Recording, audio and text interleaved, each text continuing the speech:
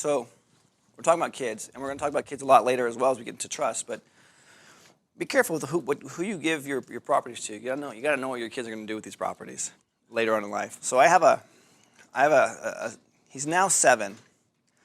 He just lost his other front tooth yesterday, and he was all sad this morning because mom wouldn't let him write a letter to the tooth fairy.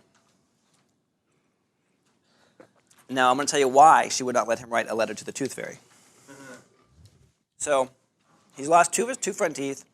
He lost 2 of his bottom teeth and then 2 more on the bottom teeth. About a month ago, this tooth was really loose and he was wiggling it and it came out. And when it came out, he's like, oh yeah, money. So the first time our kid loses a tooth, they get $5 because like, hey, congratulations. And then it's $1 after that.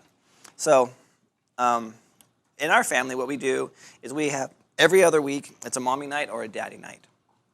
So we have 5 kids, and we just allow each other just to go out and have a night on the town, just to do what you want, go out to dinner, treat yourself to a pedicure, go see a movie, get a massage, go spend time with your friends, whatever you want to do. So every other week, my wife and I will alternate, and we'll just go out and do stuff. So this was a mommy night week, and so she's gone, and my son, his name is Benson. So Benson, he goes to bed with his little pillow, and he puts his little pillow on his night, on like one of those the post of his bed, has a tooth in it. And he writes a little letter. And the letter says, Dear Tooth Fairy, instead of $1, what I would like is some Chinese money. And I'm like, oh, okay, that's kind of cute. I'm like, oh, this is so sweet. Look at this guy. So my wife comes home. I'm like, oh, you won't even imagine what Benson did. So she goes up there. She's like, what the heck, Chinese money? So my wife, she lived in Taiwan for a number of years, and so she has some Chinese coins. So she put in a little Chinese coin. And so that happens. He wakes up, he's all excited, he's showing everyone, like, yeah, I got this Chinese coin. I'm like super excited. So 2 days later, he couldn't wait for his other tooth to fall out, so he just rips his tooth out. So now he has this gap because no other teeth are coming in. So he looks kind of like, it looks funny. He's this kid. There's like 2 teeth here and like nothing. And so he then puts his thing in there, and of course, we let him write the letter the first time, so he's going to write a letter the second time. This time he goes, Dear Tooth Fairy, instead of $1, I would like some Egyptian money. And we're like, oh my gosh, Egyptian money. Who has Egyptian money, man? What does Egyptian money even look like? So we're like, forget this. You're getting $1. So he gets $1. The next day he comes down the stairs. My wife's in the kitchen, and I'm at the gym. And so she's making breakfast. He goes, aha! I know you're the Tooth Fairy. And she's like, what? She's like, because I asked for Chinese money, and you gave me your Taiwan coin. I asked for some Egyptian money, and I got $1. I know you've never been to Egypt, so I know you're the Tooth Fairy.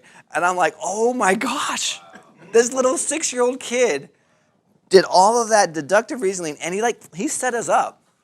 I mean, he totally set us up like way before I ever saw it coming.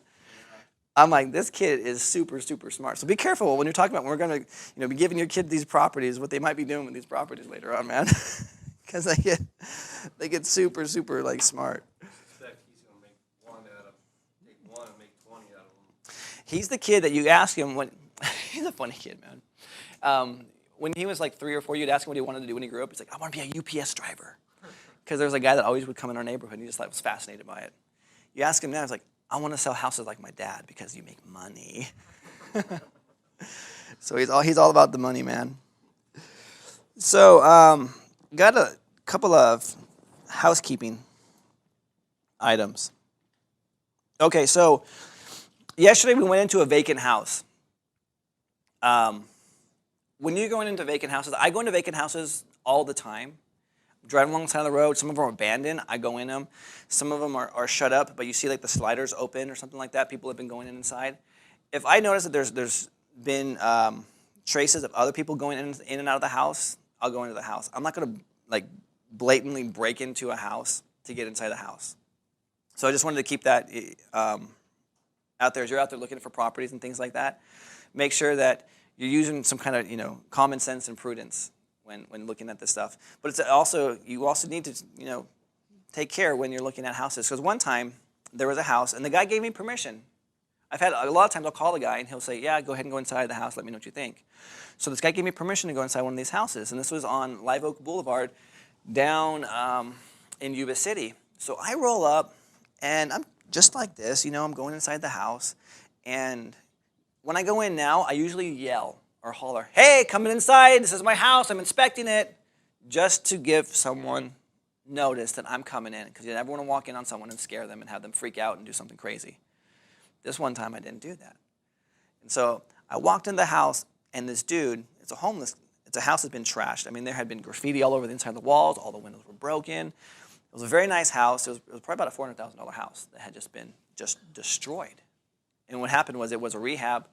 The guy ran out of money, made a rehab, and then it got just trashed. And he was really in a bad place. But anyway, I digress. I walked into the house, and right when I walked into the house, I scared this dude, and he was taking a crap. He pulled up his pants and turned around wanted to fight me. And I'm like, holy crap, this is not what I wanted to have happen. And I look at the guy, and I take a step back, because all I see is lipstick like this up to his cheekbones, and then these like crosses on his eyes with like black permanent marker. I'm like, this dude is tweaked out. So 1 of 2 options. I either just bail, or I tell the dude to get out of my house. What would you do? I'd tell you how to get out of my house. That's exactly what I told him to do. I'm like, what are you doing in my house, man? Get out of my house. He's like, okay. Let me get my stuff. Yeah, right? No, it's on the floor, dude. On the floor. Yeah, I was like, oh, jeez.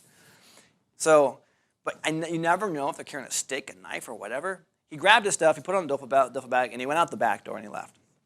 So it was at that point when I realized, I'm like, shoot, you know what? Going inside vacant properties is nothing to mess with. So you want to be careful. Now is when I started taking some kung fu classes. I'm like, I better get some kind of self-defense under my belt. So that's one thing with vacant houses. You want to make sure that you're definitely. Did you ever tell that story in this class, or is it just? He's told that story in all these other places. Okay, I just want to make sure. You never heard that story before? No, I have heard it. I just want to make sure it's just me. Who hadn't heard that story? There you go. Yeah, if you follow me online long enough, you're going to see. I know. Yeah, yeah. Most of the stories that you tell, I just want to make sure. I thought I heard that one. Yep. No, it's totally cool.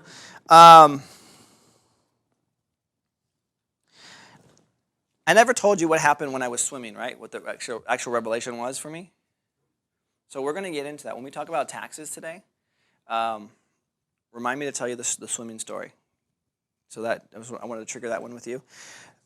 And so a few of you have asked about the DVDs. So the DVDs will be ready. Austin, he said about like 3 weeks. Does that seem about right? So he said about 3 weeks. Give him a little bit of time in case something else comes up. So between 3 and 4 weeks, it'll be ready. For those of you that paid everything in full, DVDs will be ready for you on demand. Those that are on payment plans, once those payments have been satisfied, the DVDs will be released. And some of you asked me about mentoring last night. So a little bit about that. So what's the difference between ongoing mentoring, this thing here, and then the Facebook group? The Facebook group is for you guys that I added everyone last night. That's for life, man. Any questions you have, anything you have going on, your wins, your struggles, everything, share those. We're here to support each other. That's what that's for. That's not to replace this. What this is like, hey, Ryan, I want to have access to you. I want one-on-one help on my properties. I got a deal. Let's partner with it. Let's do this stuff. Let's make this happen. That's what that is. And as an investment into this training here, I'm gifting you 2 months of that, just as a way to say, hey, let's make sure that you're going to be successful in this business from tomorrow on for the next 2 months. I want to make sure that you guys have locked deals down, that you got your numbers down, that if you need help, you need me to jump on a phone call with you to negotiate with a seller. That's what I'm there for. Let's make this happen. So you're not all by yourself. You're not like, well, hey, I got all this good information, but now what? I want you to take this momentum that you're getting from today and yesterday and the day before and keep on riding that into closed transactions, to money in your pocket. And if it's worth it, if it continues to be successful for you and make money for you, then yeah, continue. If not, hey, no harm, no foul. You've got some good education going forward. So that was the distinction that I wanted to make sure that some of you had asked about. What's the difference between the Facebook group and mentoring? Mentoring is just real hands-on, me personally, just diving deep into your business and working with you. Cool? Question on the video. Yeah, man. I don't even have it. I say DVDs because they're going to be on a jump drive, and they'll probably be streaming online. So you have access as well. You're welcome. Yeah, like, hey, man, you want to listen to this record? What's a record, guys?